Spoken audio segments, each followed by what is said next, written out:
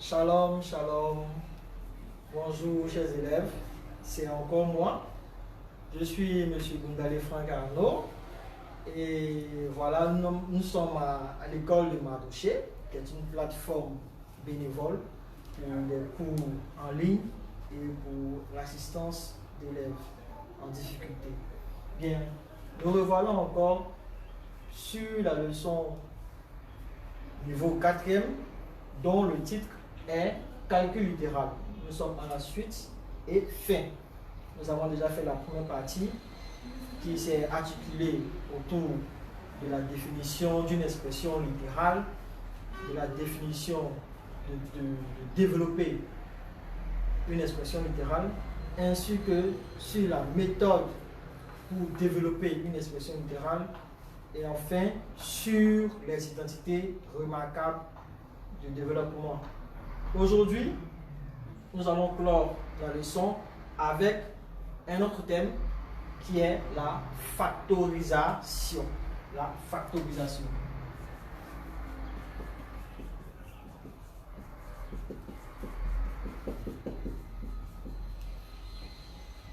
Bien, factoriser une expression littérale, qu'est-ce que ça veut dire? Factoriser une expression littérale, ça veut dire l'écrire sous la forme d'un produit. Vous voyez?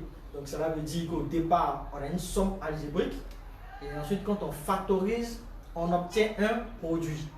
À l'inverse du développement qui, lui, quand on demande de développer une expression littérale, cela revient à l'écrire sans les parenthèses sous la forme d'une somme algébrique. Ici, avec la factorisation, cela veut dire écrire cette somme-là sous la forme d'un produit. D'accord? Bien, on va aller sur la méthode de factorisation. Comment factoriser une somme?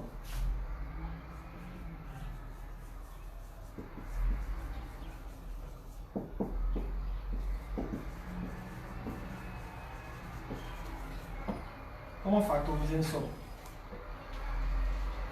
Bien, je prends un exemple. AX plus BX. Voilà, nous avons une somme ici. Comment factoriser cette somme? Il faut d'abord remarquer qu'il y a un élément qui se répète à chaque thème de l'expression littérale. Remarquez, ici, ce thème-là, nous avons un X. Au deuxième thème, on a encore un X. Donc, on va dire que X est le facteur commun de ces deux thèmes. C'est-à-dire de AX et de BX, on a comme facteur commun X. Donc, comment procéder? Il faut mettre le facteur commun à côté. Il faut mettre le facteur à côté, le facteur commun à côté. Ensuite, si on enlève le facteur commun à chaque thème ici, on se retrouve ici avec A et de l'autre côté avec B. Puisque j'ai isolé le facteur commun, je l'ai isolé, je l'ai mis ici, juste à côté. Donc en isolant, c'est comme si je l'ai retiré de chaque thème. Donc si je retire X de AX, il ne me reste que A. Si je retire X de BX, il ne me reste que B. Donc je mets ces deux thèmes-là en parenthèse. Et voilà, je viens de factoriser cette somme. C'est très simple. Un autre exemple. J'ai Y A, d'accord, plus Y B plus X de A plus X de B. Qu'est-ce qu'on remarque? On voit que il y a Y qui se répète et il y a aussi X qui se répète. Bien évidemment, les A et les B se répètent. Donc, qu'est-ce qu'il faut faire?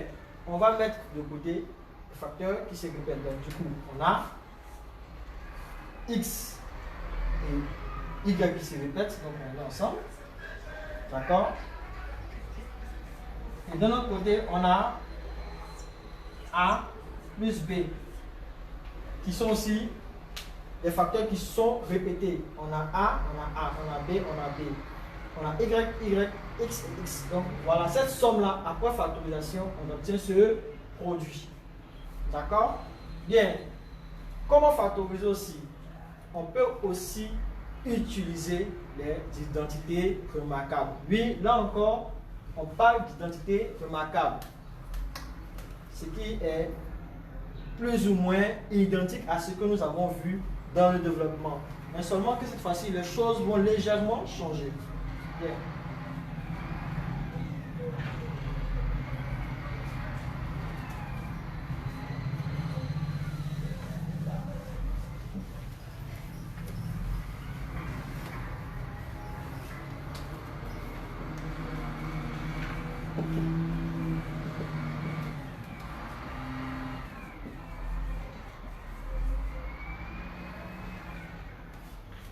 Les choses vont légèrement changer, ce que je disais tout à l'heure. Là,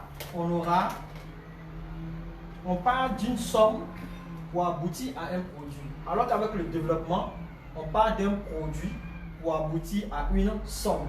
Avec la factorisation, on part d'une somme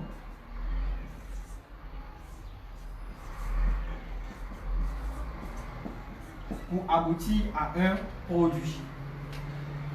Ça fait A plus B, le tout au carré. Première identité remarquable. Deuxième identité, A carré moins 2AB moins B carré est égal à A moins B, tout au carré. Et troisième identité remarquable, c'est A carré moins B carré est égal à A moins B facteur de A plus B. Donc, concernant la factorisation, voilà les produits remarquables que nous avons. Si vous observez bien, on se rend compte que ces produits remarquables-là ressemblent plus ou moins à ce que nous avons vu dans le développement. Regardez bien. Si je quitte ici de cette somme pour arriver là, on dit que j'ai factorisé. Je quitte d'une somme pour aboutir à un produit, on dit que j'ai factorisé. Mais si je quitte d'un produit, on me pose comme question un produit, on me demande de transformer ce produit sous la forme d'une somme algébrique. Donc, du produit, on me demande d'avoir une somme algébrique. À ce moment-là, tu viens de développer. Voilà pourquoi les produits remarquables, mais si vous voulez les identités remarquables, se ressemblent plus ou moins. Quand je dis A plus B, le tout carré égale à combien, je te demande de développer. Mais quand je dis A carré plus 2AB plus B carré égale à combien, je te demande alors de factoriser. Donc tout dépend de la question. Donc en fonction de la question posée dans l'exercice, vous saurez comment utiliser les identités remarquables. Bien, nous allons faire quelques exercices pour appliquer les différentes identités remarquables aux différentes situations que nous serons présentées. Bien, donc on va faire quelques exercices de fixation.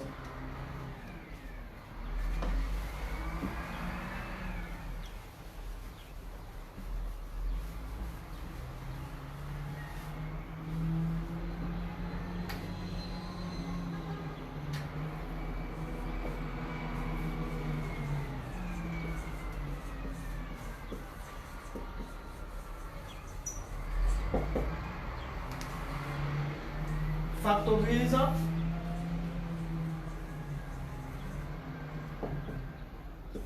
les expressions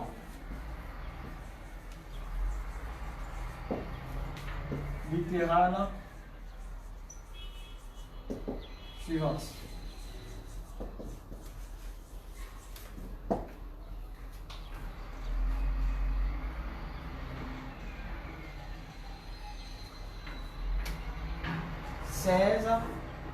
Plus 16A. 16 plus 16A. On vous demande de factoriser cette expression. Il faut observer l'expression qu'on vous donne dans l'exercice. Ensuite, cherchez un facteur commun. j'ai 16 ici. Ici, c'est 16. Et de l'autre côté, avec le deuxième thème, j'ai 16A. Qu'est-ce qui se répète avec les deux thèmes? C'est 16. Bien, donc, qu'est-ce que je fais? Je mets 16, qui est le facteur commun. Je vais l'isoler. J'ouvre une parenthèse. Le 16 que vous voyez là, en fait, il n'est pas seul. Si vous le voyez bien seul là, à première vue, il est seul, mais en fait, ce 16 là, c'est 16 fois 1. Donc, si on met le 16 en facteur, donc on l'élimine ici, on l'élimine là, il va rester 1 plus A. Donc, c'est ce que vous mettez dans la parenthèse. 1 plus A. En isolant le facteur commun, il va rester 1 ici. Vous voyez, là, il va rester 1. 1 plus, là, je l'ai mis, je l'ai isolé. 1 plus A. Donc, vous voyez, moi j'ai mis ce résultat.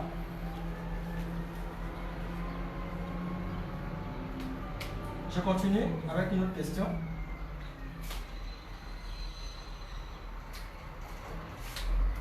Moins 8B plus 24Y. Moins 8B plus 24Y. Il faut observer, encore une fois. Il faut avoir vraiment un esprit très observateur pour ne pas faire de fautes, pour éviter les erreurs de calcul. J'ai moins 8B plus 24Y. Déjà, il faut se référer à votre table de multiplication. Est-ce que dans 24, je n'ai pas 8? Est-ce que dans 24, je n'ai pas 8? Réfléchissons ensemble. Oui, dans 24, on a 8. Pourquoi? Parce que selon ma table de multiplication, je sais que 24 égale à 8 fois 4. Donc si je veux, je vais transformer cette écriture-là. Et ça va donner moins 8B plus 8 fois 3 Y. Puisque c'est 8 fois 3 qui donne 24.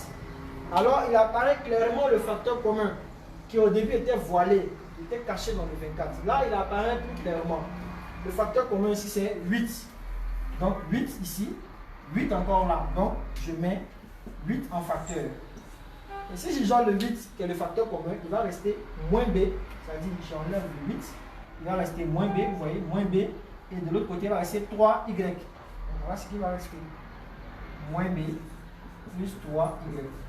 Et si vous voulez, c'est la même chose.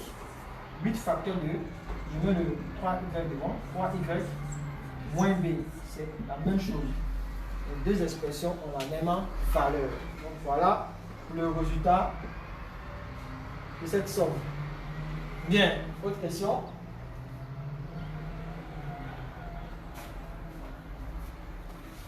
J'espère que vous avez suivi et que vous prenez note.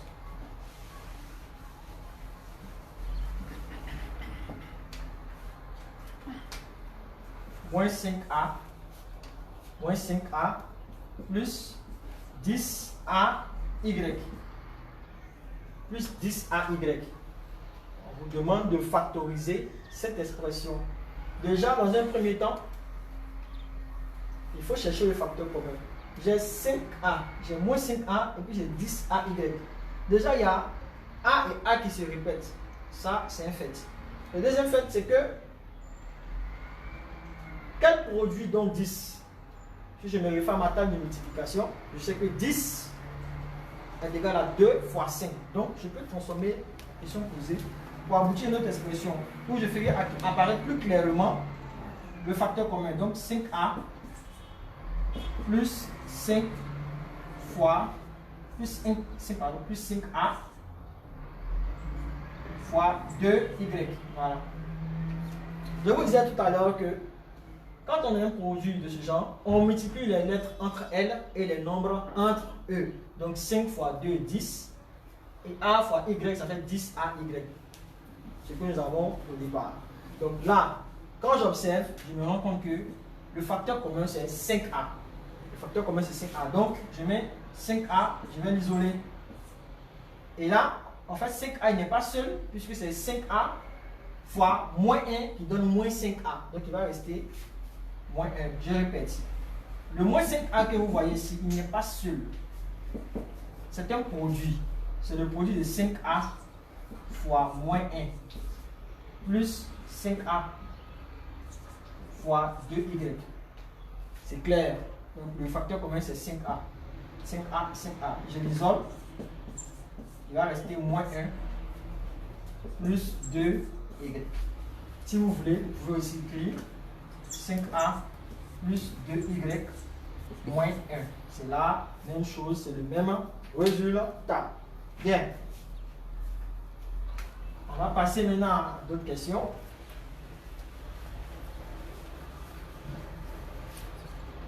Mais avant, je vais faire une petite pause où je vous invite tous à publier cette vidéo, à la taguer, voilà, à la partager à vos connaissances, amis, connaissances, élèves, tous ceux qui ont besoin d'être mis à niveau avec des leçons de mathématiques, tous ceux qui ont besoin d'une réponse à une préoccupation. Je vous invite à publier cette vidéo. Je vous invite à nous suivre parce qu'on aura à publier plusieurs vidéos concernant les mathématiques pour répondre à vos lacunes, pour répondre à vos difficultés en mathématiques.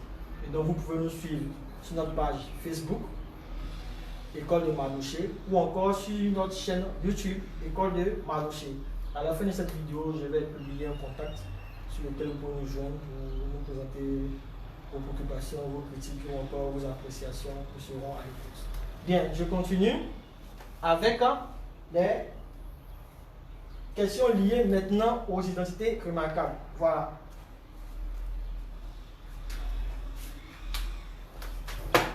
Y au carré plus 10y plus 25. Attention, il faut toujours mettre devant votre esprit observateur pour éviter beaucoup d'erreurs. Je répète et j'insiste là-dessus. Regardez un peu cette expression. On a d'abord le premier thème qui est élevé au carré. Et puis on a un second thème apparemment. C'est aussi un nombre élevé au carré, puisque tout le monde, nous devons tous savoir que 25 est égal à 5 au carré. Donc, je l'écris d'une autre manière, ça fait y carré plus 10y plus 5 au carré. Voilà, à quoi cela me fait penser? Le premier thème au carré et le thème de fin est lui aussi au carré. Donc a priori, je peux dire que ça ressemble au produit remarquable qui est celui-là.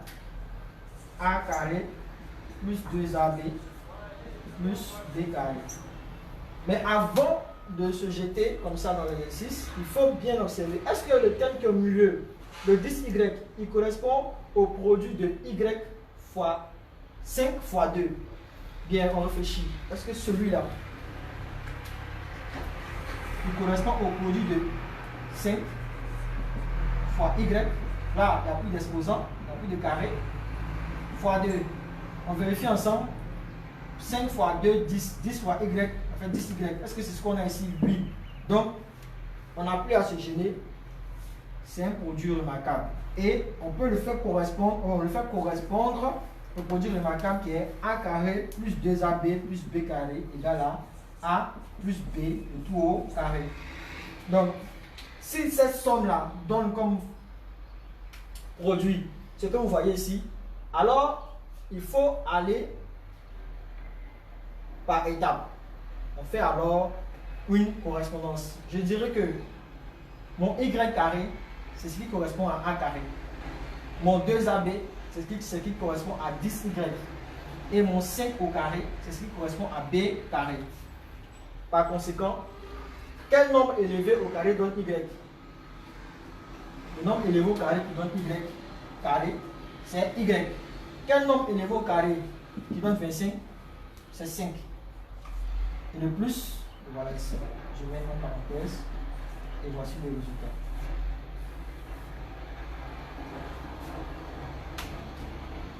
C'est très facile. Je vais vous donner encore une autre question. Et ensemble, on va travailler là-dessus.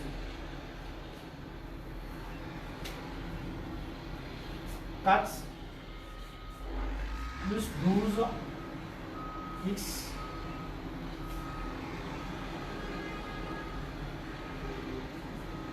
plus 9 x au carré. Bien. Allons-y étape par étape. Le premier terme, est-ce qu'il correspond à un nombre élevé au carré? On réfléchit. 4 égale à 2 au carré. Donc, pour le premier terme, c'est un nombre élevé au carré. Bien. Allons-y pour le terme qui est en fin. 9x carré. Est-ce que 9x carré correspond à un nombre élevé au carré? Oui, ça correspond à une expression littérale élevée au carré. Ça correspond à... Si on a 9x au carré, ça veut dire qu'en fait, on a 3x, le tout élevé au carré.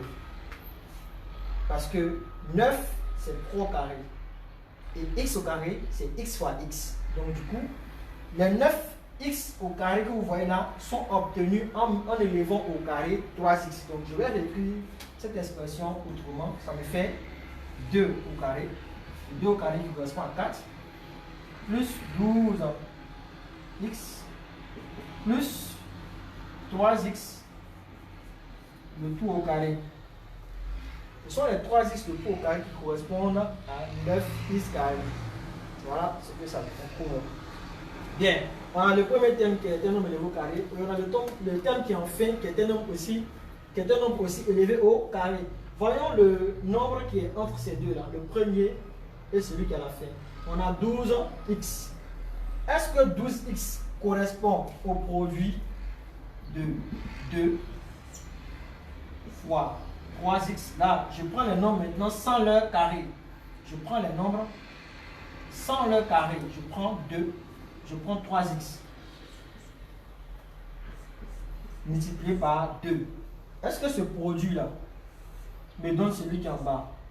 On vérifie ensemble. 2 fois 3x, ça fait 6x. 6x fois 2, ça fait 12x. Et on trouve un résultat qui correspond. Donc, on dira que cette expression est un produit remarquable. Et le produit remarquable auquel ça correspond, c'est a carré plus 2ab plus b carré. Il faut vous dire que votre a carré, c'est 2 au carré. Et votre b carré, c'est 3. Donc, ce produit remarquable donne comme résultat a plus b, le tout au carré. Votre a, si a carré est égal à 2 carré, cela veut dire que a va être égal à 2 au carré sous racine. D'accord? Donc, c'est quel nombre élevé au carré qui donne 4? C'est 2. Donc, ici, votre a va être égal à 2 et votre b va être égal à 3x. Donc, en fait, vous prenez les nombres qui sont en premier et en fin sans leurs exposants et vous mettez au milieu le signe plus. Donc, du coup, vous aurez comme résultat final 2, le premier nombre élevé au carré, mais cette fois-ci sans le carré, plus le dernier 3x sans le carré. Et là, maintenant, je fais la somme de ces deux thèmes-là, le tout élevé au carré. Et c'est le résultat final. Je n'ai pris que le premier thème sans son exposant et le dernier thème sans son exposant. Voilà. Le signe plus, il est resté tel qu'il est selon la formule donnée dans l'identité remarquable. Donc, le premier thème sans l'exposant, vous voyez bien, on a a carré ici, mais dans le résultat, on a a. Et le dernier thème sans l'exposant, voilà, on fait la somme de ces deux thèmes-là, le tout au carré. Bien.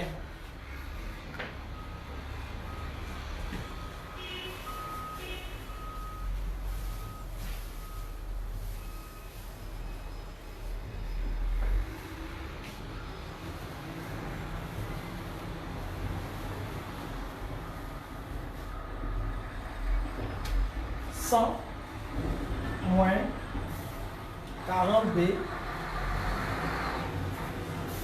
plus 4b carré.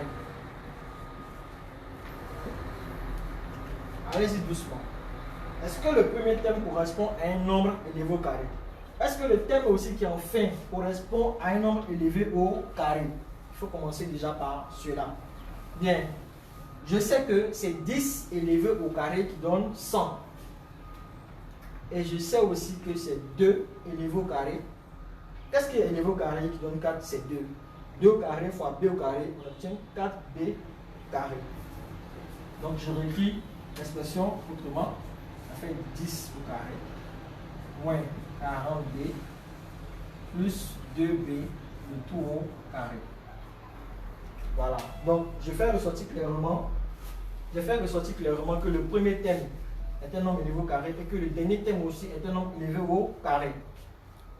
Maintenant, est-ce que le thème qui est au milieu, il correspond au produit de ces deux thèmes-là fois 2? On vérifie ensemble. 10 fois 2b fois 2. Est-ce que cela correspond à 40? À 40b. On vérifie ensemble. 10 fois 2, ça fait 20. Donc 20b fois 2, ça fait 40b. Qu'est-ce qu'on a en bas? On a effectivement 42. Donc, ça correspond.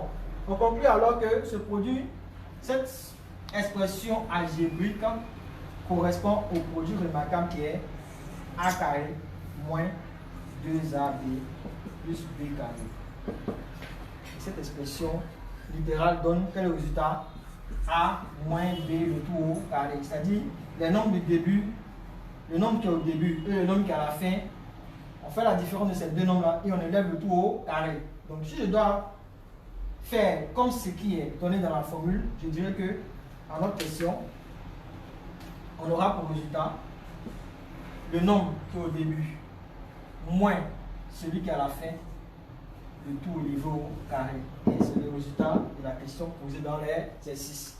Vous n'avez seulement qu'à vous baser premièrement sur les nombres du début et des fins, ensuite à vérifier que le nombre qui est au milieu correspond au produit de celui qui est au début et à la fin fois 2. Vous voyez, début fois la fin fois 2. Vérifiez que le résultat obtenu est le même que celui que vous avez dans l'expression qui est au milieu. Si ça correspond, vous pouvez alors dire que l'expression présentée dans la question est tel produit remarquable ou tel autre produit remarquable.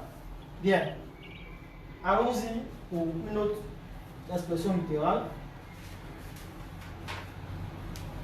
Je prends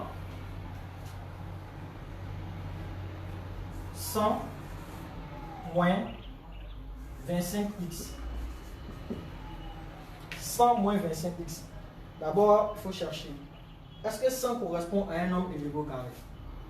On cherche, on se rend compte que 100 correspond à 10 élevé au carré. Est-ce que, excusez-moi, est-ce que 20x, 25x au carré correspond à un nombre élevé au carré? Oui, 25x au carré correspond à 25 déjà, c'est 5 au carré. Donc x au carré, c'est x au carré toujours. Donc 25x au carré correspond à 5x le tout au carré. Donc je vais réécrire cette expression autrement. Je fais 10 au carré moins 5x au carré. Voilà. Et automatiquement, on se dit que ça, c'est un produit remarquable. Il correspond à quel produit remarquable? À celui-là. A moins B le tout au carré. A moins B le tout au carré donne A moins B facteur de A plus B.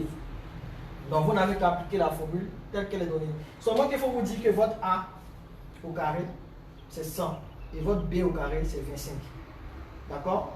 Votre A au carré c'est 10 au carré. Votre B au carré c'est 5 le tout au carré. Donc c'est clair que ton A c'est 10 et ton B c'est 5 au carré. Donc je ne fais que appliquer. On a fait une correspondance, d'accord?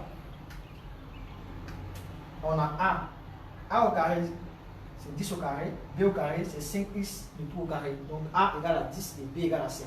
Donc on répond en disant que on aura pour le résultat final 10 moins 5x facteur de 10 plus 5x. Voilà. Ce sont des identités remarquables. Il faut les apprendre par cœur. Il faut les faire correspondre à chacune des expressions que vous aurez dans l'exercice. Vérifiez si vraiment elles correspondent au produit remarquable auquel vous pensez et ensuite appliquez la formule liée à l'identité remarquable. Il faut faire aussi des correspondances. A égale à combien? Moi, dans la formule, j'ai A, j'ai B. Mais dans l'exercice, je n'ai pas A, je n'ai pas B. Alors, je dois chercher à savoir mon A, c'est combien? Mon B, c'est combien?